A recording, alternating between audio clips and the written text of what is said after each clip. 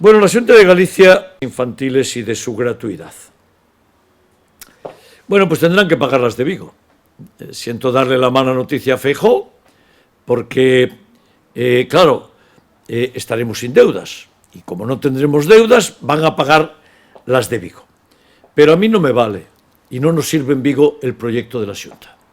Es absolutamente insuficiente. Primero, ¿a quién se le ocurre empezar todavía en septiembre? Quiero que empiecen el 1 de enero y reclamo que sea el 1 de enero, que es cuando entra en vigor el presupuesto. O sea que nos anuncian que va a ser todavía para septiembre. Pues sí que vamos buenos. Por tanto, primera modificación, que sea el día 1 de enero. Segunda modificación, tienen que incluir obligadamente el comedor escolar. Obligadamente. ¿Por qué? Pues porque hay mucha gente que no se lo puede pagar. Y el ayuntamiento ya lo incluye. Al 60% de los que acuden a las escuelas infantiles municipales no se les cobra el comedor de sus hijas y de sus hijos.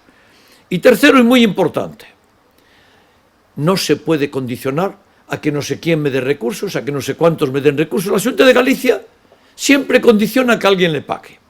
No. Tiene que ser desde el día 1 de enero, tiene que incluir la gratuidad total de los comedores en los centros, en las escuelas infantiles, y no puede estar condicionado a que ninguna institución le dé dinero a la Xunta de Galicia.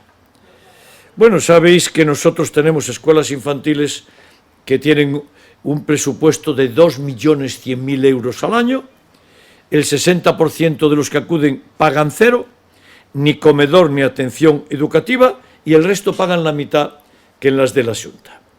Así que copien el modelo Vigo y que hagan lo que hacemos Vigo, y gratuidad para todo en las escuelas infantiles desde el día 1 de enero.